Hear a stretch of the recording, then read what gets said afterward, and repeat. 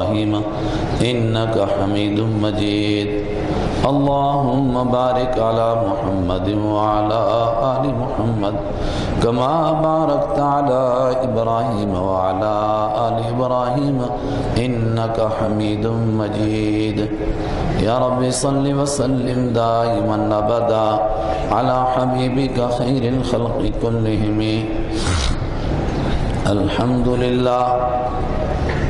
الحمد لله نحمده ونستعينه ونستغفره ونؤمن به ونتوكل عليه ونعوذ بالله من شرور أنفسنا ومن سيئات أعمالنا من يهده الله فلا مضل له ومن يضلله فلا هادي له ونشهد أن لا إله إلا الله وحده لا شريك له ونشهد أن سيدنا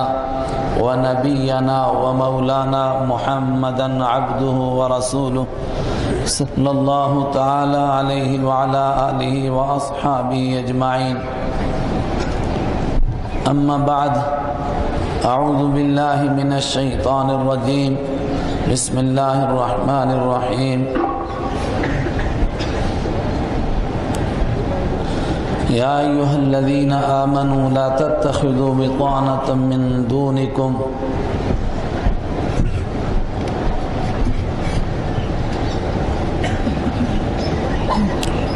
بزرگان محترم، برادران اسلام، آپ کے اس پروگرام میں اس مرتبہ حاضری کے لیے میرے حالات بھی نہیں تھے اور کچھ اپنے ذہنی افکار ایسے تھے کہ ذہن بھی نہیں مان رہا تھا۔ حضرت مفتی صاحب نے بہت اصرار فرمایا کہ ضرور آنا ہے، تو میں نے کوشش کی، اپنے رب سے مانگا حالات بن جائیں تو میں حاضر ہو جاؤں، شاید دوبارہ ملاقات کس کس کی ہوتی ہے نہیں ہوتی ہے، اتنا بڑا مجمع ہوگا، دعا ہوگی، شاید اوروں کی دعاؤں کے ساتھ جیسا کہ مفتی صاحب بیان فرما رہے تھے اس فقیر کا بیڑا بھی پار ہو جائے۔ میں نے مفتی صاحب سے درخواست کی تھی کس موضوع پر عرض کرنا ہے، تو حضرت نے فرمایا کہ معاشرے میں، اور معاشرے سے مراد ہے ایمان والوں کے معاشرے میں، جوانوں میں اور بوڑھوں میں، مردوں میں اور عورتوں میں جو بگاڑ آ رہا ہے اس پر کچھ عرض کریں۔ میں نے اس کے لیے مختلف مقامات سے قرآن کریم کی آیات دیکھی، اس کے متعلق احادیث دیکھی، لیکن میری کمزوری یہ ہے، ایک تو میں کشمیری سے واقف نہیں ہوں، اور دوسرے آپ کو سننے کا وقت وہ ملا ہے جب آپ کا ذہن تھک چکا ہے، اب آپ کا ذہن حاضر نہیں،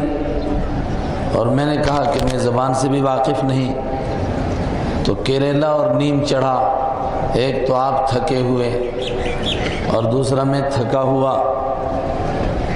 لیکن اللہ سے مانگیں کوئی اس مختصر وقت میں ایسی بات ہو جائے کہ قیامت کے دن جب کچھ کام آنے والا نہ ہو اس وقت میں وہ بات ہمارے کام آ جائے،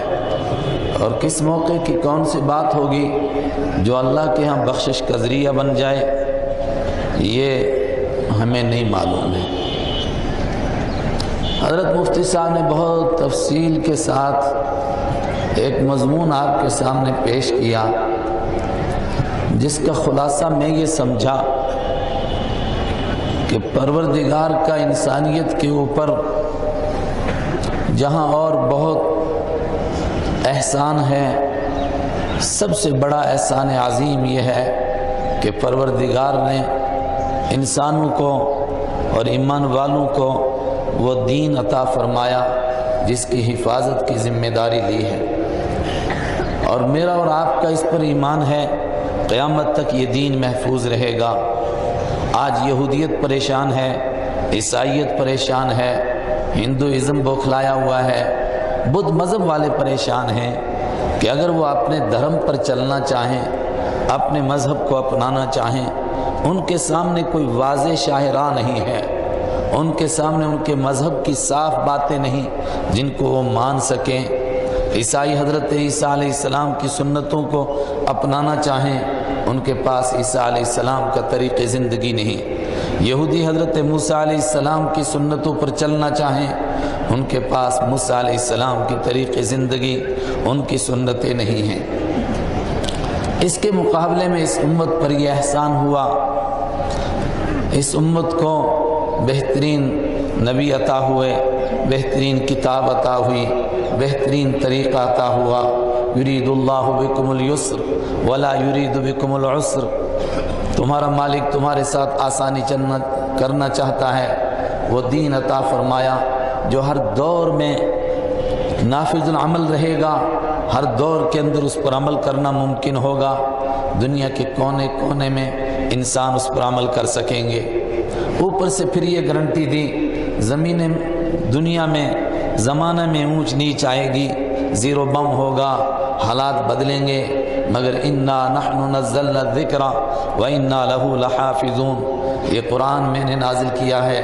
یہ دین میں نے تم کو دیا ہے، میں قیامت تک اس دین کی حفاظت کروں گا، اور جب اس دین کی حفاظت نہیں ہوگی اور یہ دین مٹے گا اور زندگیوں سے نکلے گا، اس کے بعد پھر قیامت ہی آ جائے گی۔ اور حفاظت کے ساتھ صرف قرآن کریم کے الفاظ کی حفاظت کی ذمہ داری نہیں ہے، وہ تفصیل سے آپ نے علماء کرام سے سنا، خاص طور سے حضرت مفتی صاحب سے، کہ قیامت تک پروردگار ایسے لوگ پیدا کرتا رہے گا جو اس دین کو مکمل طور پر جس طرح حضرت رحمت عالم صلی اللہ علیہ وسلم کے زمانے میں تھا اسی طرح اس کو عملی شکل میں انسانوں کے سامنے پیش کریں گے۔ اور دنیا میں ایسے لوگ بھی پیدا ہوں گے جو اس دین کو بدلنے کی کوششیں کریں گے، مگر تمام تر کوششیں ناکام ہوں گی۔ انسانوں کی کوششیں ناکام ہوں گی، شیطانوں کی کوششیں ناکام ہوں گی۔ لا یاتیہ الباطل من بین یدیہ ولا من خلفہ تنزیل من حکیم حمید، یہ اس غالب کی طرف سے نازل کیا ہوا ہے، کوئی اس کو نہیں بدل سکے گا۔ اور پھر اللہ کے محبوب صلی اللہ علیہ وسلم کا یہ فرمانا، لا تزال طائفۃ من امتی علی الحق، قیامت تک ایک طبقہ رہے گا جو اس دین کے اوپر عمل کر کے انسانوں کے لیے عملی نمونہ پیش کرے گا اور حجت قائم کر دے گا کہ کسی دور کے اندر دین پر عمل کرنا مشکل نہیں ہے۔ دین کی حفاظت کی ذمہ داری اللہ نے لی ہے، اور حضرت مفتی صاحب جیسے علماء یہ آپ سمجھ سکتے ہیں اللہ کی حجتوں میں سے ایک حجت ہے کہ ایسے لوگ پیدا ہوتے رہیں گے، یجدد لہم دینہم، جو لوگوں کی افکار کو بھی درست کریں گے، لوگوں کے اعمال کو بھی درست کریں گے، اور جس اعتدال والے اور کنتم امۃ وسطا، بیچ کے درمیانی راہ پر اس امت کو کھڑا کیا گیا تھا قرآن کے ذریعے سے، حضرت رسول پاک صلی اللہ علیہ وسلم کے ذریعے سے ایسے لوگ پیدا ہوتے رہیں گے جو اسی اعتدال والے راستے کے اوپر امت کو کھڑا رکھیں گے، اس میں نہ افراط ہونے دیں گے، نہ تفریط ہونے دیں گے، نہ امت کو ادھر جھکنے دیں گے نہ ادھر جھکنے دیں گے، برابر وہ مسلسل ان کے افکار کو بھی درست کریں گے، اعمال کو بھی درست کریں گے۔ مسئلہ کیا ہے؟ مسئلہ یہ ہے امت کی حفاظت، یعنی ایک انسان کی حفاظت، ایک ایک قبیلے کی حفاظت، جس کے دادا نے دین قبول کر لیا، جس کے پردادا نے دین قبول کر لیا، اس کے لیے حفاظت کی گارنٹی نہیں ہے، حفاظت کی گارنٹی دین کے لیے ہے۔ اور اس کے ساتھ میں یہ چیلنج ہے، ان تتولوا یستبدل قوما غیرکم، اے انسانوں میرا دین قیامت تک رہے گا، اگر تم دین سے ہٹو گے، میرے نبی کی سنتوں کو چھوڑو گے، دین کے افکار میں تم سے کتر و بیونت ہوگی، ذرا سا اعتدال سے ادھر ادھر ہٹو گے، یستبدل قوما غیرکم ثم لا یکونوا امثالکم، قیامت تک وہ لوگ پیدا ہوتے رہیں گے جو دین کو صحیح طریقے سے اس پر عمل کر کے دکھائیں گے، ثم لا یکونوا امثالکم، وہ تمہاری طرح نہیں ہوں گے۔ یہ ہے اصل فکر کا موضوع، یہ ہے اصل پریشانی کا موضوع کہ کیا ہم ان لوگوں میں سے ہیں کہ جو اس اعتدال والے راستے پر ہوں، اور ہم اس کے لیے کتنی فکریں کر رہے ہیں، ہم اس کے لیے کتنا سوچ رہے ہیں۔ اگر معاشرہ بگڑ رہا ہے، اگر معاشرہ خراب ہو رہا ہے، اس میں بنیادی نقطہ یہی ہے کہ انسان کا تعلق اپنے مالک سے کمزور ہو رہا ہے، اور اپنے محبوب اللہ کے پیارے حبیب حضرت محمد عربی صلی اللہ علیہ وسلم سے محبت کا تعلق کمزور ہو رہا ہے، اور انسان بجائے ان کے بتائے ہوئے راستے کے دوسرے راستوں کو دائیں بائیں تلاش کر رہا ہے۔ آج پوری دنیا کے اندر ایک نگاہ طائرانہ ڈالیے، کیا یہ آیت 1400 سال پہلے نازل ہوئی، لیکن آج جب ہم اس آیت کو پڑھتے ہیں تو ہمیں نہیں لگتا ہے کہ ایسا لگ رہا ہے جیسے یہ آج کے لیے نازل ہوئی ہے۔ لا تتخذوا بطانة من دونكم لا يالونكم خبالا ودوا ما عنتم قد بدت البغضاء من افواههم وما تخفي صدورهم اکبر۔ او ایمان والو، ان لوگوں کو اپنا دوست نہ بناؤ جن کو تم اپنا دوست بناتے ہو، ان کے طریقوں پر چلنے کی کوشش کرتے ہو، ان کی طرح صورتیں بناتے ہو، ان کی طرح سیرتیں بناتے ہو، ان کی طرح اپنی زندگی کو ڈھالتے ہو، ان کے طریقوں پر شادیاں کرتے ہو، ان کے طریقوں پر کھاتے ہو پیتے ہو اور زندگی کے نقشے مرتب کرتے ہو، اور تم ان سے محبت کرتے ہو۔ ان کا حال کیا ہے؟ لا یالونکم خبالا، وہ تمہاری دشمنی میں کبھی کمی نہیں کرتے ہیں، تمہیں نقصان پہنچانے میں کوئی دقیقہ نہیں چھوڑتے ہیں۔ قد بدت البغضاء من افواہہم، میں اور آپ چیختے اور چلاتے ہیں، کوئی کارٹون بنا رہا ہے، کوئی اللہ کے پیارے نبی صلی اللہ علیہ وسلم کی گھر کی زندگی کا مذاق اڑا رہا ہے، اور وہ گندی باتیں کہہ رہا ہے جو ابو جہل نہیں کہہ سکا تھا، عتبہ اور شیبہ نہیں کہہ سکا تھا، اس دور کے بدترین منافق نہیں کہہ سکے تھے، اس دور کے کافر نہیں کہہ سکے تھے، وہ باتیں کہہ رہا ہے۔ قد بدت البغضاء من افواہہم، اور قرآن کریم کہہ رہا ہے یہ کوئی حیرت کی بات نہیں، یہ ان کے اندر کی دشمنی ہے جو کبھی کبھی چھلک کر ان کے منہ پر آ جاتی ہے۔ وما تخفی صدورہم اکبر، اور جو کچھ دلوں کے اندر چھپا کر رکھا ہوا ہے وہ اس سے بڑا ہے، وہ بہت زیادہ ہے، تم اس کو نہیں سمجھتے ہو، مگر تمہاری بدقسمتی کیا ہے؟ ہاں انتم اولئک تحبونہم ولا یحبونکم، کبھی دیکھو اس کو سوچو، ہاں انتم اولئک تحبونہم، تم ان دنیا کے بدترین خلائق جن کو قرآن کریم کہہ رہا ہے ان الذین کفروا من اہل الکتاب والمشرکین، وہ انسان جو اپنے مالک کے منکر ہیں، اس کو اپنا مالک نہیں مانتے ہیں، وہ اپنے آپ کو اہل کتاب کے ہیں، وہ اپنے آپ کو مشرک کے ہیں، اولئک ہم شر البریہ، یہ کائنات میں بدترین انسان ہیں، مگر تمہارا کام کیا ہے او امت مسلمہ؟ ہاں انتم اولئک تحبونہم، تم ان سے محبتیں کرتے ہو، ان کی طرح داڑیاں کاٹ کے چہرے بناتے ہو، ان کی طرح بال رکھتے ہو، ان کی طرح لباس پہنتے ہو، ان کی طرح فحاشی میں مبتلا ہوتے ہو، ان کی طرح گناہوں میں مبتلا ہوتے ہو، بے پردگی کو ان کی طرح اختیار کرتے ہو، اور دین کی دھجیاں اڑاتے ہو، ان کے طریقوں کو اپنانے کے لیے ان کو اپنا آئیڈیل بناتے ہو۔ تحبونہم، تم ان سے محبت کرتے ہو، ولا یحبونکم، وہ تم سے محبت نہیں کرتے۔ کبھی سوچا ہوتا تم نے ان کا ہیٹ بھی پہنا، تم نے ان کے ایک ایک طریقے کو اپنایا، کبھی ان کو اس کا خیال آیا کہ تمہیں لبھانے کے لیے صحیح، تمہیں خوش کرنے کے لیے صحیح، تھوڑی دیر کے لیے وہ تم سے محبت کرتے اور تمہارا لباس پہنتے، کوئی تمہاری پگڑی پہن لیتا، کوئی تمہارا جبہ پہن لیتا، کوئی تمہاری داڑھی رکھ لیتا، کوئی تمہارے طریقے سے تمہاری معاشرت کو اختیار کرتا، کوئی تمہارے اخلاق کو اختیار کر لیتا،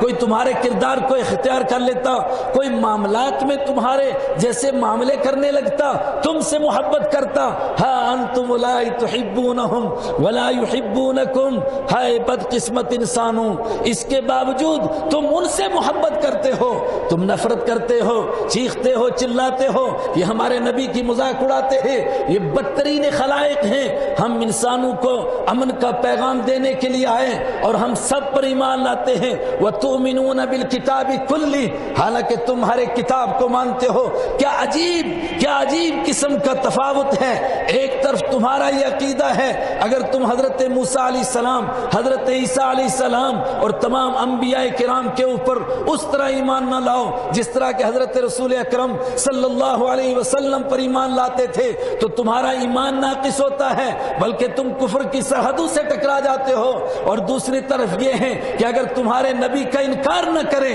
اور ان کی تکذیب نہ کریں، وہ تب تک اپنی قوم کے بندے نہیں کہلاتے۔ یہودی یہودی نہیں ہو سکتا جب تک تمہارے نبی کا انکار نہ کرے، عیسائی عیسائی نہیں ہو سکتا جب تک تمہاری کتاب کا انکار نہ کرے، اور تو مسلمان نہیں ہو سکتا جب تک کہ تورات اور انجیل اور زبور کے اوپر ایمان نہ لائے۔ تو اس کو تجھ سے محبت کرنی چاہیے تھی، مگر تم ان سے محبت کرتے ہو۔ تمہارا تو یہ حال ہے، وَلَا تَسُبُّوا الَّذِينَ يَدْعُونَ مِن دُونِ اللَّهِ فَيَسُبُّوا اللَّهَ عَدْوًا بِغَيْرِ عِلْمٍ۔ تم ان پتھروں کو گالیاں نہیں دے سکتے جن کو لوگ پوچھتے ہیں کہ کہیں وہ پلٹ کر تمہارے مالک کو اور اپنے مالک کو گالی دینے لگ جائیں۔ تمہارا تو یہ حال ہے، مگر وہ تمہارے نبی کو گالیاں دیتے ہیں، ان کی مذاق اڑاتے ہیں، ان کا کارٹون بناتے ہیں، مگر اس کے باوجود ہؤلاء تحبونہم، ہاں انتم ہؤلاء تحبونہم ولا یحبونکم وتؤمنون بالکتاب کلہ۔ ہائے ہائے، اور جب وہ تمہارے سامنے ہوتے ہیں تو تمہیں لبھانے کے لیے کہتے ہیں کہ ہم تمہارے ساتھ ہیں، لیکن جب وہ اکیلے ہوتے ہیں تو عد علیکم الانامل، وہ تمہارے اوپر اپنے ہاتھ کاٹتے ہیں اور تمہاری دشمنی کا اظہار کرتے ہیں۔ مگر تمہارا پھر بھی یہی حال ہے۔ اگر معاشرہ بگڑ رہا ہے، اس کے سوا اور کوئی بات نہیں ہے، بے دینوں کی نقالی کر رہا ہے، ان لوگوں کی نقالی کر رہا ہے جو اللہ کے دشمن، اللہ کے حبیب کے دشمن، مگر اس کے باوجود اپنے آپ کو ایمان والا بھی کہہ رہا ہے، کلمہ بھی پڑھ رہا ہے، مگر نقالی ان کی کر رہا ہے۔ پڑھتا ہے قرآن، یا ایھا الذین آمنوا لا تتخذوا اليہود والنصارى اولیاء بعضهم اولیاء بعض ومن يتولهم منهم فانه منهم۔ اے ایمان والو، تم یہودیوں اور عیسائیوں کو اپنا آئیڈیل نہ بناؤ، ان کے ساتھ دوستی نہ لگاؤ۔ ومن يتولهم منكم، اور جو تم میں سے ان سے محبت کرے گا، ان کے جیسا بننے کی کوشش کرے گا، ہم اعلان کرتے ہیں فإنه منهم، وہ انہی میں سے ہے۔ آپ تصور کی نگاہ میں دیکھیے، 1400 سال پیچھے چلے جائیے، صحابہ کرام کو کون سی چیز مانے تھی جس کے لیے قربانیاں دے رہے تھے؟ اس کے سوا اور کیا بات تھی؟ اللہ کے حبیب صلی اللہ علیہ وسلم سے محبت تھی، اس محبت کی وجہ سے انہوں نے سب کچھ قربان کیا تھا، اپنے آپ کو مصیبتوں میں ڈال رہے تھے، پریشانیوں میں ڈال رہے تھے، لیکن اس محبت کے اوپر سودا نہیں کر رہے تھے۔ آپ دیکھ رہے ہیں کیسے مظلوم لوگ ہیں اور کس طاقت کے ساتھ دین کو مضبوطی سے پکڑا ہوا تھا، اور قرآن کریم کہہ رہا ہے کہ قیامت تک ایسے لوگ ہوتے رہیں گے جو اسی طرح دین کو مضبوطی سے پکڑیں گے۔ کاش کہ میں اور آپ ان لوگوں میں سے ہوں۔ آپ دیکھیں یہ سارے حالات ان کے سامنے بھی ہیں، صحابہ کے سامنے بھی ہیں۔ کیا ہم حضرت سمیہ رضی اللہ تعالی عنہ اور ان کے شوہر حضرت یاسر اور ان کے بیٹے حضرت عمار سے زیادہ مظلوم ہیں؟ کوئی عورت اس کا تصور کرے کہ اس کو انگاروں کے اوپر لٹایا جائے اور پھر اس کی چربی سے انگارے پگھل، ان کی چربی کے پگھلنے سے انگارے بجھ جائیں اور وہ اپنے مشن کو نہ چھوڑے۔ ہم میں سے کس کو اس کے لیے مجبور کیا گیا؟ کس بیٹی کو اس کے لیے مجبور کیا گیا کہ اس کو انگاروں پر لٹایا گیا ہو؟ کس کو اس کے لیے مجبور کیا گیا کہ اس کو بوری میں لپیٹا گیا ہو اور اس کو پھر دھواں دیا گیا ہو؟ کس کو اس کے لیے مجبور کیا گیا کہ اس کو ڈنڈوں سے مارا ہو؟ حضرت عمر رضی اللہ تعالیٰ عنہ بار بار دور جہالت کی اگر کوئی بات یاد کرتے تھے تو اس پر روتے تھے کہ حضرت نہدیہ اور حضرت زنیرہ رضی اللہ تعالیٰ عنہ دو صحابیات ہیں، بہت کم لوگ ان کے نام سے واقف ہیں۔ فرماتے تھے کہ ابو جہل ان کی پٹائی کرتا تھا کہ تم محمد عربی صلی اللہ علیہ وسلم کا ساتھ چھوڑ دو، اور جب وہ تھک جاتا تھا تو پھر میں ان کو مارنا شروع کرتا تھا، لیکن رب کعبہ کی قسم ہم مار مار کے ان کو تھک جاتے تھے، مگر وہ مارے کھا کر کے نہیں تھکتے تھے، اس مشن کے اوپر کوئی سمجھوتا نہیں کرتے تھے۔ حضرت عمار کے والد حضرت یاسر رضی اللہ تعالیٰ عنہ کی شہادت کے لیے تاریخ خاموش ہے، بس اتنا کہتی ہے کہ یہی مصیبتیں سہتے سہتے وہ مر گئے، گویا انہیں انگاروں کے اوپر پکتے پکتے آخر وہ پک گئے، لیکن اس مشن کے ساتھ انہوں نے سمجھوتا نہیں کیا۔ حضرت سمیہ نے اس کے ساتھ سمجھوتا نہیں کیا، اور وہ دلدوز منظر، وہ خطرناک منظر آپ تصور کی نگاہوں سے دیکھو، ان کے لیے کیا مشکل تھا، وہ تھوڑا سا سمجھوتا کر لیتے، تھوڑا سا سمجھوتا کر لیتے حالات کے ساتھ، تو سارے حالات ان کے ساتھ تھے۔ ابو جہل نے دونوں ٹانگوں کے ساتھ اونٹ باندھا ہے، اور اس کے بعد برچھا لے کر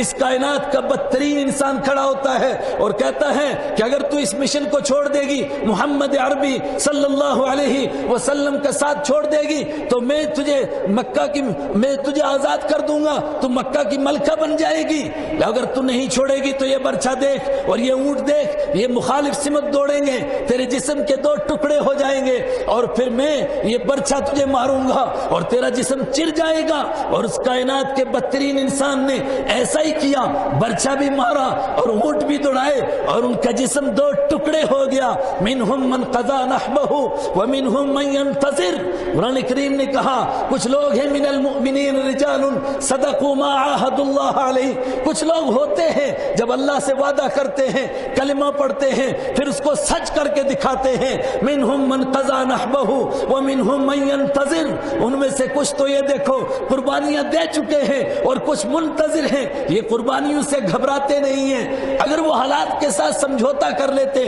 کون سی مشکل تھی؟ حضرت بلال رضی اللہ تعالیٰ عنہ جن کو انگاروں پر لٹایا جاتا تھا اور ان کے گلے میں رسہ ڈال کر اور ان کو گھسیٹا جاتا تھا، اور حضرت عمر رضی اللہ تعالیٰ عنہ نے کسی وقت میں ان کو اپنی گدی کے اوپر بٹھایا، نہیں ان کو نہیں، خباب بن ارت رضی اللہ تعالیٰ عنہ کو اپنی گدی پر بٹھایا اور فرمایا کہ میں اس گدی کے لائق تم سے بڑھ کر صرف بلال کو سمجھتا ہوں۔ حضرت خباب نے فرمایا کہ اس وجہ سے کہ بلال نے زیادہ قربانیاں دی۔ حضرت عمر نے فرمایا اسی وجہ سے، فرمایا اگر بلال کا رتبہ بلند ہے، وہ مسجد نبوی کے مؤذن ہیں، تو مجھے آپ کی یہ سوچ تسلیم ہے، لیکن اگر ان کی قربانیاں زیادہ لگی ہیں اور انہوں نے مصائب زیادہ برداشت کیے ہیں تو پھر مجھے کہنے دیجئے۔ بلال حبشی کو گھسیٹا جاتا تھا، مکہ کے اوباش لڑکے ان کے گلے میں رسی ڈال کر ان کو گھسیٹتے تھے، اور مکہ کے مشرک ان کو تپتے ہوئے پتھروں کے اوپر لٹا کر کے اوپر سے پتھر رکھتے تھے، لیکن مجھے کہنے دیجئے کہ میں اس بدبخت عورت کا غلام تھا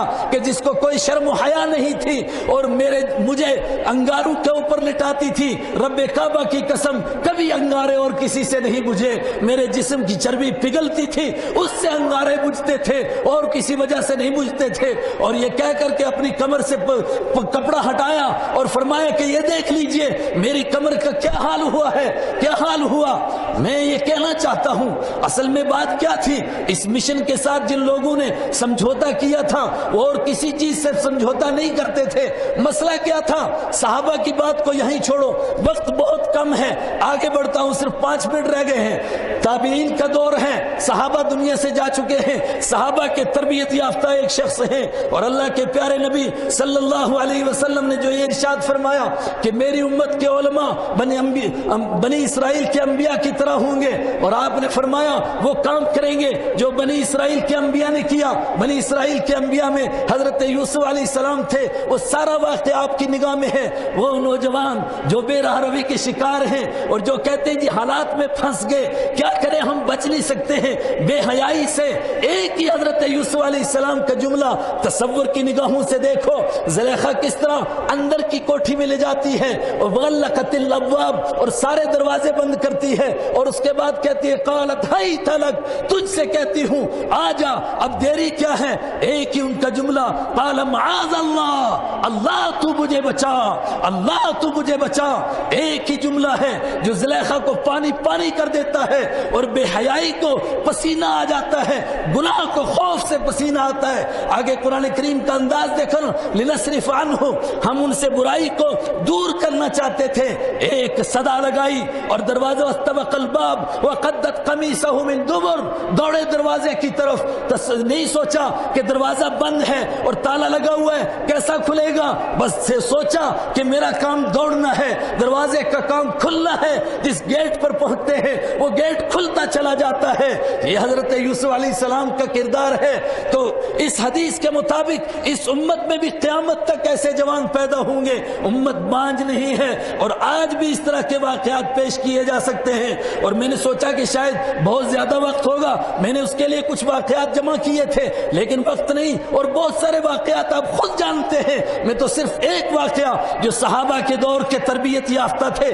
حضرت عبید بن عمیر رضی اللہ تعالیٰ مکہ میں ایک عورت رہتی ہے، بہت حسین و جمیل ہے اور اس کو اپنے حسن کے اوپر ناز بھی ہے اور کردار میں تھوڑی کمزور بھی ہے۔ ایک وقت میں شیشے کے سامنے اپنے چہرے کو دیکھتی ہے، اپنے شوہر سے کہتی ہے کہ تم بتاؤ اس چہرے کو اگر کوئی دیکھ لے کیا وہ فتنے سے بچ سکتا ہے، وہ گناہ سے بچ سکتا ہے؟ نہیں بچ سکتا ہے۔ اس چہرے کو جو بھی دیکھے گا وہ فتنے میں پڑ جائے گا۔ اس کے شوہر نے کہا یہ امت بانج نہیں ہے، ایسے لوگ قیامت تک پیدا ہوں گے۔ خود اس مکہ کے اندر عبید بن عمیر ایسے انسان ہیں کہ جو تجھے دیکھیں گے مگر اس کے باوجود فتنے میں نہیں پڑیں گے۔ اس نے کہا کہ مجھے پھر اجازت دیجئے کہ میں اس کو آزما لوں، ذرا امتحان کر لوں۔ شوہر نے کہا کہ آزما لے۔ اس نے کہا جا تو آزما لے، نہیں تو کامیاب ہوگی۔ وہ گئی حضرت عبید بن عمیر کے پاس اور بہانہ بنایا کہ میں آپ سے ایک مسئلہ پوچھنا چاہتی ہوں، اور اس سے پہلے وہ آیتیں نازل ہو چکی ہیں فَاسْأَلُوهُم مِّن وَرَاءِ حِجَاب، پردے کے پیچھے سے سوال کرو، اور جب گھر سے باہر نکلو تو اپنے اوپر اپنے چہرے کو ڈھانک کر کے پردہ کر کے باہر نکلو۔ وہ سب اس کو معلوم ہے، اور مکہ کا ماحول ایسا نہیں ہے کہ کوئی عورت بے پردہ باہر نکل سکے، یہ پردے کے ساتھ نکلتی ہے، ان کا دروازہ کھٹکھٹاتی ہے اور پردہ کر کے اندر جاتی ہے کہ ایک بڑا ضروری مسئلہ پوچھنا ہے، اس مسئلے کے بغیر میں رہ نہیں سکتی ہوں اور آپ کے سوا کوئی بتا نہیں سکتا ہے۔ انہوں نے فرمایا کہ ٹھیک ہے مسئلہ پوچھنے کے لیے آ جاؤ، اور جب وہ مسئلہ پوچھنے کے لیے بیٹھتی ہے ادھر ادھر کی باتیں کرتی ہے، اپنے چہرے سے کپڑا ہٹاتی ہے اور اس کے بعد ایک دم کہتی ہے مسئلہ تو بعد میں بتاؤں گی، مگر میں کیا بتاؤں، میں آپ پر عاشق ہو چکی ہوں، اب میں باہر نہیں جا سکتی ہوں، آپ میرے لیے کچھ غور کیجئے۔ فرمایا میں تیرے بارے میں غور کروں گا، لیکن اس سے پہلے میرے چند سوالوں کا جواب دو۔ جب تیرے سامنے حضرت اسرائیل آئیں گے، موت کا منظر ہوگا، تیری جان نکلنے کے لیے اسرائیل سامنے آ جائیں، ملک الموت آ جائیں، اور تجھے معلوم ہو یہ ملک الموت ہے، اب میری جان نکلی جا رہی ہے، اب مجھے دنیا کو چھوڑنا ہے، ماں باپ کو، رشتہ داروں کو، سب کو چھوڑ کر اکیلے نکلنا ہے، اور گھر سے میری میت نکلنی ہے اور کوئی میرے ساتھ نہیں جانا ہے۔ اس وقت میں ملک الموت تیرے سامنے موجود ہو، تو کیا کہہ سکتی ہے مجھے کہ میرے بارے میں غور کرو؟ اس نے کہا نہیں کہہ سکتی ہوں۔ جس کے سامنے موت کا منظر ہو، جس کے سامنے یہ وجوہ یومئذ ناظرہ الی ربها ناظرہ ووجوہ یومئذ باسرہ تظن ان یفعل بها فاقرہ، جس کے سامنے یہ منظر ہو، کچھ چہرے حشاش اور بشاش ہوں، کھلکھلاتے ہوں، اور کچھ چہرے اداس ہوں، اور ان کو لگے کہ اب کمر توڑی جائے گی، اب رب کی عدالت میں پیش کرنے کے لیے روح نکالی جائے گی۔ وجاءت سکرۃ الموت بالحق ذلک ما کنت منہ تحید، ان سے کہا جائے کہ یہ موت کی بے ہوشی آ گئی، اس سے تو بھاگا کرتا تھا، اب بھاگ کر کے دکھا، اس وقت میں تو مجھ سے یہ سوال کر سکے گی؟ اس نے کہا نہیں کر سکتی ہوں۔ کہا دوسرا سوال، تجھے قبر میں ڈالا گیا، تیرے رشتہ دار واپس آ گئے، تیرے گھر والے واپس آ گئے، اور اوپر سے بند کر دیا گیا، اور قبر کے کیڑے ہیں، اور رات کی اندھیری ہے، اور قبر کی اندھیری ہے، اور پھر تیرے پاس منکر نکیر پوچھ رہے ہیں من ربک، تیرا رب کون ہے، تیرا دین کیا ہے، وما تقول فی هذا الرجل، اور ان کے بارے میں تو کیا کہتی ہے؟ یہ محمد عربی صلی اللہ علیہ وسلم تیرے سامنے ہیں۔ مکہ کے کافروں سے پوچھا تھا الم یعرفوا رسولہم افلم یعرفوا رسولہم، کیا انہوں نے اپنے رسول کو نہیں پہچانا، اس لیے نہیں مانتے ہیں؟ وہ رسول جس کو چرندوں نے پہچانا، جس کو درندوں نے پہچانا، جن کو جھاڑیوں نے پہچانا، اور جس کو چاند نے پہچانا، اے مکہ کے مشرکوں کیا تم نے اس کو نہیں پہچانا، اس لیے نہیں مانتے ہو؟ اور پھر قرآن کریم نے کہا بل جاءہم بالحق، نہیں تم نے پہچانا ہے، اصل میں وہ حق لے کر کے آئے ہیں، اور حق تمہارے حلق سے نیچے نہیں اترتا ہے۔ اس قبر کے منظر میں اگر تجھ سے یہ سوال ہو تو کیا تو مجھ سے کہے گی کہ میری ضرورت پوری کرو اور میرے ساتھ نعوذ باللہ گناہ کرو؟ کیا اس وقت میں تو یہ سوچ سکتی ہے؟ اس نے کہا میں نہیں سوچ سکتی ہوں۔ کہا آگے بڑھ جا، محشر کا میدان ہے، سب کے سب انسان حاضر ہیں اور ایک دوسرے کو پہچان رہے ہیں، لیکن لا یسأل حمیم حمیما، کوئی دوست کسی دوست کو نہیں پہچانتا۔ یومئذ ینفخ فی الصور فلا انصاب بینہم، جب سور پھونکا گیا، عدالت میں حاضری ہوئی، اب رشتہ داری کچھ نہیں، کوئی کام نہیں آ رہا ہے، اور مجرم یہ چاہتا ہے کاش آج میری جان چھوٹ جائے، چاہے میری طرف سے سارے لوگ جہنم میں چلے جائے اور تجھے رب کے سامنے لے جایا جا رہا ہو، اس وقت میں تو یہ سوچ سکتی ہے؟ اس نے کہا نہیں سوچ سکتی ہوں۔ کہا پھر جب اعمال نامے مل رہے ہوں، اما من اوتی کتابہ فَأَخَذَهُ بِيَمِينِهِ. ہائے یہ ویسا خطرناک منظر ہے. میں اور آپ سب نہیں گھبراتے, صحابہ گھبراتے ہیں. اللہ نے دنیا میں لاج رکھی, اس کے دین کی وجہ سے چہرے ہمارے محفوظ رہے اور ہمارے چہروں پر نہیں لکھا گیا, اندر کے حالات باہر نہیں آئے. ہر آدمی جب اپنی کتاب زندگی پڑھتا ہے اور سوچتا ہے کہ قیامت کے دن مجھے میری کتاب زندگی ملے گی اور کہا جائے گا اقرا کتابک کفا بنفسک اليوم علیک حسیبا,